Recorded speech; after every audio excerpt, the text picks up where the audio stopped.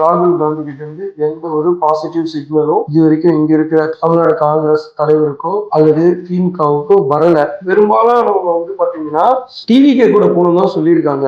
அப்போ ராகுல் காந்தி ரொம்ப ஷாக் ஆயிட்டு இருக்காரு. இப்ப காங்கிரஸ் ஏறி திமுகவை அடிக்கிற நிலைமைக்கு வந்துருச்சு. கலைஞர் அவர்கள் இருக்கும்போது விஜய் வந்து நம்ம கட்சி கூட்டணி வச்சோம்னா தமிழகத்துல வின் பண்றது மட்டும் இல்லாம காங்கிரஸ் கேரளாவிலையும் நம்ம ஜெயிக்க முடியும், அதே நேரத்துல புதுச்சேரியிலையும் ஜெயிச்சு ஈஸியா ஜெயிச்சிடலாம். பிஜேபிக்கு வந்து என்ன நினைக்கும் அப்படின்னா காங்கிரஸ் வந்து திமுகவோட விட்டு டிவிகே கூட வந்தா நல்லா இருக்கும் தான் நினைக்கும். எதிர்கட்சியா வந்து டிவிகே இருக்கும், தேர்ட்ல தான் வந்து பாத்தீங்கன்னா டிஎம்கே போகும்.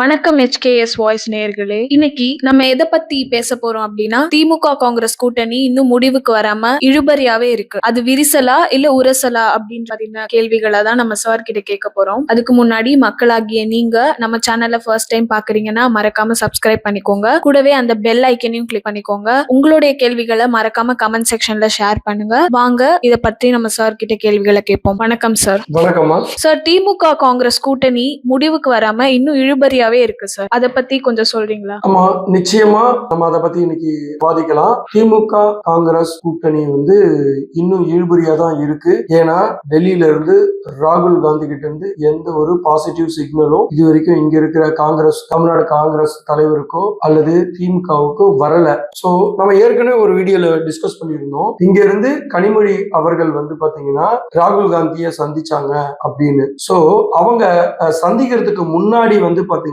திரு ராகுல் காந்தி அவர்கள் பொங்கல் முடிஞ்சதுக்கு அப்புறமா தமிழக காங்கிரஸ் கமிட்டி தலைவர், அதுக்கப்புறமா எம்எல்ஏ எம்பிஸ் முக்கிய நிர்வாகிகள் முன்னாள் தலைவர்கள் சொல்லி கிட்டத்தட்ட ஒரு 50 பேரை வந்து சந்திச்சு பேசினாரு.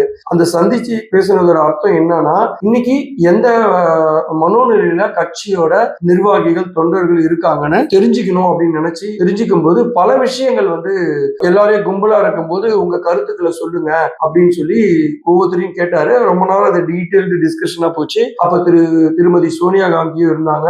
அப்புறமா வந்து காங்கிரஸ் அகில இந்திய தலைவர் வந்து திரு கார்கே அவர்களும் இருந்தாங்க. இந்த டிஸ்கஷன் வந்து போகும்போது பாத்தீங்கன்னா எல்லாருமே வந்து இப்போ திமுகவை உண்மையிலேயே பிடிக்காம இருக்கிறவங்க கூட ஓபனா அந்த இடத்துல பேச முடியாது அப்படின்றதுக்காக ரொம்பவே அடக்கி வாசிச்சு திமுக எதிராக எந்த விஷயத்தையும் பேசல. ஏன் அப்படின்னு பாத்தீங்கன்னா, அப்படி பேசிட்டாங்கன்னா இங்க வந்து திமுக அறிவாலயத்துக்கு போட்டு கொடுத்துருவாங்க. நாளைக்கு சீட்டு கிடைக்காது. சீட்டு கிடைச்சாலும் அறிவாலயத்தில் இருக்கிற திமுக கட்சிக்காரங்க தொகுதியில நமக்கு சப்போர்ட் பண்ண மாட்டாங்க அப்படின்ற காரணத்தினால வந்து பாத்தீங்கன்னா ரொம்ப பயந்தே இருந்தாங்க. இது என்னமோ ராகுல் காந்தி அவர்களுக்கு புரிஞ்சுதோ புரியாம இருந்ததா தெரியாது. எல்லாரும் டின்னர் முடிச்சிடுங்க, மீண்டும் நான் தனித்தனியா ஒவ்வொருத்தரையா சந்திக்கிறேன்னு சொல்லும் போது எல்லாருக்கும் ரொம்ப விழிப்பாயிடுச்சு அப்படின்னு சொல்லி யோசிச்சிருக்காங்க. அதே போல எல்லாருக்கிட்டையும் தனித்தனியா பேசும்போது பெரும்பாலானவங்க வந்து பாத்தீங்கன்னா டிவிகே கூட போகணும் தான் சொல்லியிருக்காங்க. அப்போ ராகுல் காந்தி ரொம்ப ஷாக் ஆயிட்டு இருக்காரு, என்னடா இது அப்படின்னு. அதுல சொன்னவங்க நிறைய பேர் வந்து ஒரு கலெக்டிவான ஒரு இதுவா வந்து பாத்தீங்கன்னா எல்லாரும் டிவிகே கூட போலாம் அப்படின்னு சொல்றாங்க. ஏன் அப்படின்னா டிவிகேக்கு வந்து இன்னைக்கு வந்து பாத்தீங்கன்னா கலை யதார்த்தத்துல 24ல இருந்து 28% ஓட்டு இருக்கு. நாமளும் சேர்ந்தோம்னா நாமளுமே வந்து வெற்றி பெற்று விடலாம் அப்படின்ற மாதிரி ராகுல் அவர்களுக்கு சொல்லி இருக்கிறாங்க. ரெண்டாவது, நீங்க வந்து பாத்தீங்கன்னா காங்கிரஸால திமுகவுக்கு தான் லாபம். இது கலை யதார்த்தம் தெரியாம, இந்த நிலவரம் தெரியாம இத்தனை நாள் வந்து பாத்தீங்கன்னா திமுக வந்து காங்கிரஸை ஏறி அடிச்சுட்டு இருந்தாங்க. உதாரணத்துக்கு வந்து பாத்தீங்கன்னா இங்க அகில இந்திய காங்கிரஸ் தலைமையில அவங்க வந்து ஒரு டிக்ளேர் பண்ணாங்க, தமிழகத்துல திமுக கிட்ட பேசுறதுக்காக ஒரு குழுவை காங்கிரஸ் சார்பா 5 நபர்கள் கொண்ட குழுவை அவங்க கிட்ட அனுப்பினாங்க. அனுப்பி அவங்க 41 பேரோட சட்டசபை தொகுதியோட லிஸ்ட் கொடுக்குறாங்க. இதுல நீங்க வந்து கலந்து சொல்லுங்க, எங்களுக்கு எவ்வளவு தொகுதி தர போறீங்க, இதுல இருக்கிற இதுதான் எங்களோட விருப்ப தொகுதின்னு சொல்லி கொடுக்குறாங்க. அதை வந்து அந்த சமயத்துல வந்து பாத்தீங்கன்னா திமுக தலைமையும் சரி, திமுக தலைவர் திரு ஸ்டாலின் அவர்களுமே சரி, திமுகவை ரொம்ப அசால்ட்டா வந்து வெயிட் போட்டாங்கன்னு நினைக்கிறேன். அவங்க வந்து போங்கன்னு சொல்லி அனுப்பிட்டு 1 மாசம் ஆச்சு, 45 நாள் ஆச்சு. இதை பத்தி அவங்க தமிழக தேர்தல் பொறுப்பாளரான கிறிஸ்டோகர் அவரே வந்து பாத்தீங்கன்னா இதை ஒரு பத்திரிகை சந்திப்புல சொல்லியிருப்பாரு. நாங்க கொடுத்து 1 வாரத்துல கூப்பிடுறோம்னு சொல்லி 45 நாள் ஆயும் எங்களை கூப்பிடாம இருக்காங்கன்னு சொல்லியிருப்பாரு. சோ அப்படி இருந்த அதாவது காங்கிரஸ் தேடி வருவாங்க அப்படின்னு நினைச்சு இருந்த இடத்துல இப்ப காங்கிரஸ் ஏறி திமுகவை அடிக்கிற நிலைமைக்கு வந்துருச்சு. இந்த சூழ்நிலையில தான் வந்து திருமதி கனிமொழி அவர்களை வந்து ராகுல் காந்தியை பார்க்கறதுக்கு அப்பாயின்மெண்ட் கேட்டு ஸ்டாலின் அனுப்பி வச்சாரு. சோ இதுல இருந்து என்ன தெரியுது அப்படின்னா திமுகவுக்கு காங்கிரஸோட கூட்டணி தொடரணும்னு விரும்புறாரு ஸ்டாலின். அதனால ரொம்ப பயந்து போயிருக்காருன்னு தான் வந்து சொல்றாங்க. காங்கிரஸ் வெளியே போயிட்டா என்ன பண்றது அப்படின்னு. சோ இந்த மாதிரி ஒரு சிச்சுவேஷன்ல தான் கனிமொழி அவர்கள் ராகுல் காந்தி அவர்கள் டெல்லியில சந்திச்சு பேசுறாங்க. அப்ப பேசும்போது கனிமொழி அவர்கள் வந்து தெளிவா சொல்றாங்க, இங்க இருக்கிற தேவையில்லாம வந்து பப்ளிக் டிபேட் ஆகுது, இங்க ஒரு சில பேர் வந்து திமுகவை வந்து ஏளனமா பேசுறாங்க அப்படின்லாம் ராகுல் கிட்ட சொல்லும்போது ராகுல் அதுக்கு பெருசா அட்டென்ஷன் கொடுக்காத மாதிரியே இருந்தாராம். கனிமொழிக்கு ரொம்ப ஷாக்கு. என்னடா நம்ம இவ்வளவு தூரம் சொல்றோம், நான் பாத்துக்கிறேன், அவங்களை கண்டிக்கிறேன் அப்படின்னு சொல்லுவாருன்னு பார்த்தா அதை பத்தியே சொல்ல மாட்டேன்றாரு. இது என்ன காரணமா இருக்குன்ற மாதிரி யோசிச்சுட்டு சரி இதுக்கு முடிவுக்கு கொண்டு வாங்க, ஒரு ஃபைனலைஸ் பண்ணிடுங்கன்னு சொல்லியிருக்காங்க. அப்போ ராகுல் அவர்கள் வந்து கனிமொழி அவர்கள்கிட்ட என்ன சொல்லியிருக்காரு அப்படின்னா, இந்த மாதிரி வந்து நாங்க டிஸ்கஸ் பண்ணிட்டு எங்களோட தலைவரோட டிஸ்கஸ் பண்ணிட்டு சொல்றேன்னு சொல்லி அனுப்பி வச்சிருக்காங்க. அப்ப கனிமொழி அவர்கள் என்ன ராகுல் அவர்கிட்ட வந்து பாஸ் பண்ணியிருக்காங்க அப்படின்னா, ஆட்சியில அதிகாரத்திலையும் பங்கு கேட்கிறாங்க. சோ நம்ம வந்து தலைவர் கலைஞர் அவர்கள் இருக்கும்போது உதாரணத்துக்கு 2006ஆம் ஆண்டுல வந்து பாத்தீங்கன்னா டிஎம்கேக்கு வந்து 96 எம்எல்ஏ தான் இருந்தாங்க. மீதி இருந்த 118 பெரும்பான்மை தேவைப்படுறது இந்த சிச்சுவேஷன்ல வந்து பாத்தீங்கன்னா காங்கிரஸோட எம்எல்ஏஸோட சப்போர்ட்ல தான் வந்து கலைஞர் அவர்கள் வந்து கவர்மெண்ட் ரன் பண்ணாங்க. அப்படி இருக்கும்போது கூட நம்ம வந்து ஆட்சியில வந்து பங்கு தரல, இந்த சூழ்நிலை வந்து இப்படி எல்லாம் வந்து பேசுறது நல்லா இல்ல, நீங்க அவங்களை கொஞ்சம் கண்டிச்சா நல்லா இருக்கும்ன்ற மாதிரி சொல்லியிருக்காங்க. நிச்சயமா கண்டிக்கிறோம் அப்படின்னு சொல்லி அவங்களை அனுப்பிட்டாங்க. சோ இந்த இடத்துல வந்து ஏன் முடிவெடுக்காம இருக்காரு அப்படின்னு நம்ம யோசிக்கணும். இந்த யோசனைக்கு காரணம் வந்து பாத்தீங்கன்னா தமிழக வெற்றி கழகம் தான். தமிழக வெற்றி கழகம் அந்த ஒரு கட்சி ஆரம்பிச்சு விஜய் தான் இதுக்கு முக்கிய காரணமா இருக்காரு.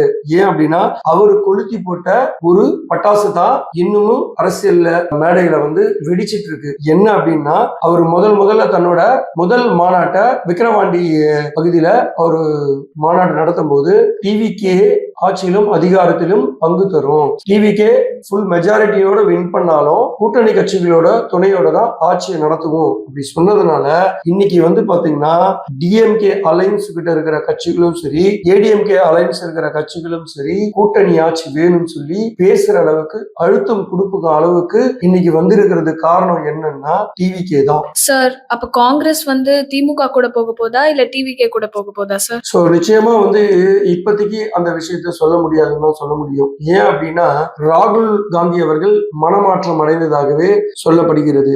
எதற்காக அப்படின்னு வந்து பாத்தீங்கன்னா உதாரணத்துக்கு கனிமொழி அவர்கள் ராகுல வந்து மீட் பண்ண போகும்போது டெல்லிக்கு போகும்போது இங்க இருக்கிற மதுரை வடக்கு மாவட்ட டிஎம்கேவோட தலைவர் திரு கோ தளபதி அவர்கள் ஒரு பட்டாசை கொளுத்தி போட்டாரு. என்ன அப்படின்னு வந்து பாத்தீங்கன்னா காங்கிரஸ் வந்து ஒரு 3% கூட ஓட்டு இல்லாத இந்த காங்கிரஸ் வந்து ஆட்சியிலையும் அதிகாரத்திலையும் பங்கு கேட்குது. அது இல்லாம சீட்டு பேரத்தை கூட்டுது. அது இல்லாம வந்து இது கார்பரேஷன் இதுல வந்து 30% அளவுக்கு எங்களுக்கு வந்து கவுன்சிலர் சீட்டும் மேயர் சீட்டும் ஒதுக்கணும்ன்ற மாதிரி இவ்வளவு டிமாண்ட் பண்ணுதுன்னு சொல்லி ஒரு பட்டாசை கொளுத்தி போட்டாரு. இதுக்காக என்ன பண்ணிட்டாங்க, மாணிக்க தாகூர் காங்கிரஸோட நம்ம தமிழக தலைவர் மாணிக்க தாகூரா இருக்கட்டும், ஜோதிமணியா இருக்கட்டும் கடுமையா கொந்தளிச்சுட்டாங்க. இவர் எப்படி எங்க கட்சி அப்படி பேசலாம்னு சொல்லி மதுரை வடக்கு மாவட்டத்துல ஒரு போஸ்டரே ஒட்டிட்டாங்க. என்ன போஸ்டர் ஒட்டிட்டாங்க, நாங்க இந்த தொகுதியில நிக்க போறோம், இந்த தொகுதியில மக்கள் ஆகிய நீங்க எங்களுக்கு ஆதரவு கொடுக்கணும் அப்படின்னு சொல்லி திருப்பி அவங்க பதிலடி கொடுக்க ஆரம்பிச்சுட்டாங்க.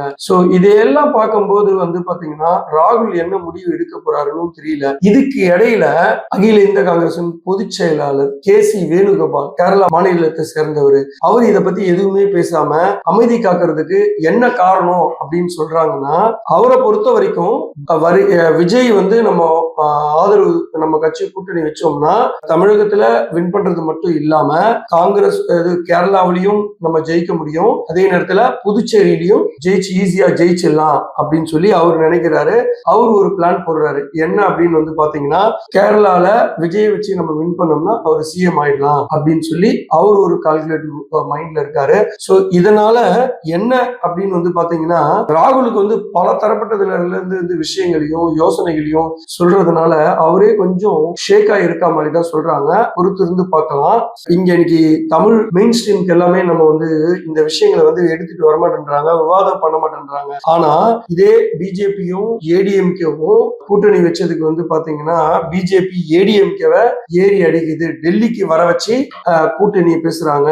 சோ இங்க வந்து பிஜேபி தான் வந்து அப்பர் ஹேண்ட்ல இருக்கு அப்படின்லாம் பேசுற ஊடகங்கள் இன்னைக்கு காங்கிரஸ் திமுகவை ஏறி அடிக்குது. இத பத்தி யாராவது பேசுறாங்களா? இப்போ காங்கிரஸ் இவங்களை ரூல் பண்ணுதா? அவ்வளவு தைரியமா இருக்கிற ஸ்டாலின் இவ்வளவு பிரச்சனை பேசுறாங்களா காங்கிரஸ்? அவங்கள வந்து உதறி எரிஞ்சிட்டு போக வேண்டியது தானே? அப்படி போக முடியாது. ஏன் போக முடியாது அப்படின்னு பாத்தீங்கன்னா, காங்கிரஸ் எங்க இருக்கிறதோ அந்த இடத்தில் சிறுபான்மையினர் ஓட்டு நிச்சயமா இருக்கும். அதனால காங்கிரஸ கலட்டி விட திமுகவோட தலைவர் தமிழக முதலமைச்சர் திரு ஸ்டாலின் அவர்களுக்கு தைரியம் இல்லைன்னா இந்த இடத்துல என்னால சொல்ல முடியும். சார், காங்கிரஸ் டிவிகே கூட வர்றதுக்கு ஏதாச்சும் வாய்ப்பு இருக்கா? அப்படி வந்துச்சுன்னா மற்ற கட்சிகள் எல்லாமே காங்கிரஸ் கூட டிவிகே கூட்டணிக்கு வருமா? அப்போ தமிழக அரசியலோட கள நிலவரங்கள் எப்படி இருக்கும்? நிச்சயமா இது வந்து ஒரு சுவாரஸ்யமான கேள்விதான். இப்ப காங்கிரஸ் டிவிகே கூட வந்துடுச்சுன்னா ஒரு கால் அப்படின்னு வந்து பாத்தீங்கன்னா, அது டிவிகேக்கு ஒரு பலமான கூட்டணியா மாறுறதுக்கு வாய்ப்புகள் இருக்கு. ஏன் அப்படின்னா, காங்கிரஸ் அங்க வர்றதுக்காக தான் டிவிகேவும் இது நாள் வரைக்கும் வெயிட் பண்ணிட்டே இருக்காங்க. சோ கூடிய விரைவில் எனக்கு தெரிஞ்சு இன்னும் வித்தின் வீக்ல இதுக்கு ஒரு முடிவு தெரிஞ்சிடும் நினைக்கிறேன். ஒருவேளை காங்கிரஸ் அங்க டிவிகே கூட போச்சுன்னா, மீதி இருக்கிற பாத்தீங்கன்னா, உதாரணத்துக்கு சீனியர் ராமதாஸா இருக்கட்டும், பிரேமலதாவா இருக்கட்டும், ஓபிஎஸ் அவர்களா இருக்கட்டும், டாக்டர் கிருஷ்ணசாமியா இருக்கட்டும், இன்னும் பல சிறிய சிறிய கட்சிகள்லாம் இருக்கு. இதெல்லாம் ஒன்றும் மதில் மேல் பூனையாதான் காத்துக்கிட்டு இருக்கு. எதுக்காகனா, காங்கிரஸ் டிவிகே கிட்ட போகுமா, இல்ல காங்கிரஸ் டிஎம்கே கூட இருந்தா அப்ப நம்ம ஒரு முடிவு எடுத்துக்கலாம் அப்படின்னு சொல்லி வெயிட் பண்ணிட்டு இருக்காங்க. சோ எல்லாமே இந்த இன்னைக்கு இருக்கிற அரசியல் சூழ்நிலை காங்கிரஸ் எடுக்க போக முடிவு பொறுத்து தான் இருக்கு. சார், அப்போ பிஜேபி காங்கிரஸ் டிவிகே கூட போறத விரும்புமா, இல்ல காங்கிரஸ் டிஎம்கே கூட இருக்கிறத விரும்புமா? என்னோட வியூல வந்து பாத்தீங்கன்னா, பிஜேபிக்கு வந்து என்ன நினைக்கும் அப்படின்னா, காங்கிரஸ் வந்து திமுகவோட விட்டு டிவிகே கூட வந்தா நல்லா இருக்கும் தான் நினைக்கும். ஏன் அப்படின்னா, காங்கிரஸ் வச்சுதான் டிஎம்கேவால வின் பண்ண முடியுது அப்படின்னு என்னால சொல்ல முடியும். ஏன்னா காங்கிரஸ் இந்த மெயின் ரோல், அதாவது சிறுபான்மையினரோட ஓட்டு காங்கிரஸ் எங்க இருக்கோ அங்க சிறுபான்மையினர் ஓட்டு இருக்குன்னு தான் இது வரைக்கும் நடந்து முடிந்த எலெக்ஷன் எல்லாமே சொல்லுது. இப்போ காங்கிரஸ் அங்க போயிடுச்சு, டிவிகே கூட போயிடுச்சுன்னா, அப்போ டிவிகேக்கு ஏற்கனவே கிறிஸ்தவர்கள் ஓட்டு கிடைக்கும்னு சொல்லி நிறைய வந்து வல்லுநர்கள்லாம் சொல்றது என்னன்னா, ஆல்ரெடி விஜய் வந்து கிறிஸ்தவர்கள் ஓட்டை கேப்சர் பண்ணிட்டாரு, இப்ப மீதி இருக்கிற முஸ்லிம்ஸ் ஓட்டு மட்டும் தான் பெண்டிங் அப்படின்ற மாதிரி சொல்றாங்க. அப்ப காங்கிரஸ் அங்க வந்து டிவிகே கூட போயிடுச்சுன்னா, so Muslims and Christians vote bank வந்து அங்க போயிடும். அப்ப கிட்டத்தட்ட இவங்களோட அனுமானத்தின் பேர்ல சொல்றேன், 10-15% வந்து சிறுபான்மையினர் ஓட்டு இருக்கிறதா சொல்றாங்க. சோ இன்னைக்கு இருக்கிற நிலைமைக்கு 38-40% ஓட்டு திமுக கூட்டணிக்கு இருக்குதுன்னா, அதுல 10-15% போயிடுச்சுன்னா அவங்களோட பலம் நிச்சயமாக குறைக்கப்பட்டதாகவே தான் தோணும். அதே நேரத்தில் காங்கிரஸ் டிவிகே கூட சேர்ந்துச்சுன்னா மீதி இருக்கிற சிறிய கட்சிகளும் படையெடுக்க ஆரம்பிச்சிடும். சோ அரசியல் நிலவரம் வந்து பாத்தீங்கன்னா கடும் போட்டியாக தான் இருக்கும். யார் வெற்றி பெறுவார்கள் என்று சொல்வதே கடினம் என்பது என்னுடைய குற்றம். சார், அப்ப காங்கிரஸ் டிவிகே கூட போயிடுச்சுன்னா உங்களோட பாயிண்ட் ஆஃப் வியூல